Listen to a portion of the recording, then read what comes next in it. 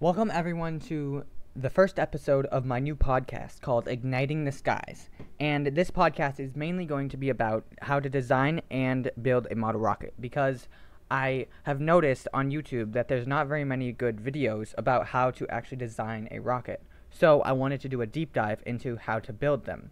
And the first few episodes of this podcast are going to be on this document right here.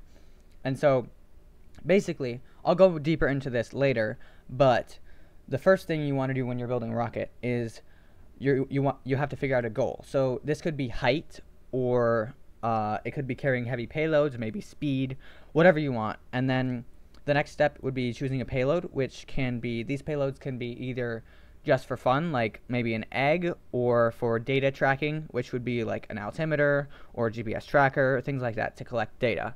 And then you have to choose your motor class, which I will go deeper into this in a later episode. But basically, motor classes, there's different motor classes, and some are bigger, some are stronger, some are less powerful. You just have to figure out what the right class is for what you want your rocket to do.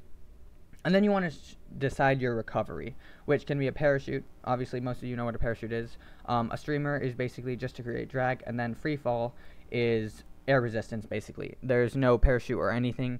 It's just basically air resistance against the body of the rocket itself. And then you need to draw a rough diagram and then simulate. Simulating is a really important step, and then most people use a software called OpenRocket. It's free. It's really great. I might have a tutorial if you guys want to see it about how to use it, but it's really easy to use. It gives you like any data you could possibly think of, and it can basically predict what your rocket's going to do down to the feet. Like, you can predict the height of your rocket down to the feet if you give it accurate enough data.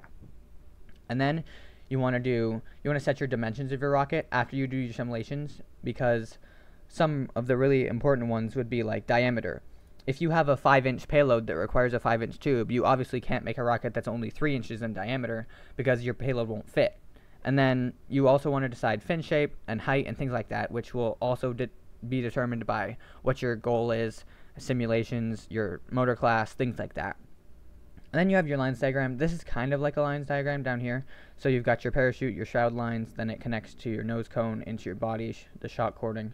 That's basically what the lines diagram is, which I'll go deeper into, obviously.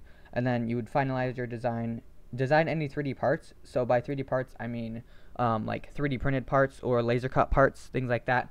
On my rockets, I have a lot of 3D printed parts, like the nose cone I usually 3D print. Sometimes I 3D print the inner assembly. I've made an entire rocket that's 3D printed. There's a video of it on my channel if you guys want to go check it out.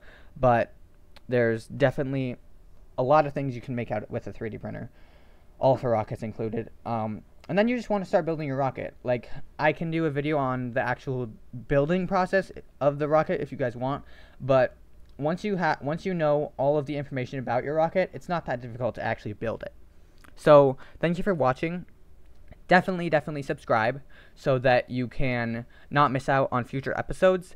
And the more support that this video gets, the more I'm going to want to make more episodes. So definitely comment down below. Comment yes. That way I know you guys want to see more episodes. And have a nice day.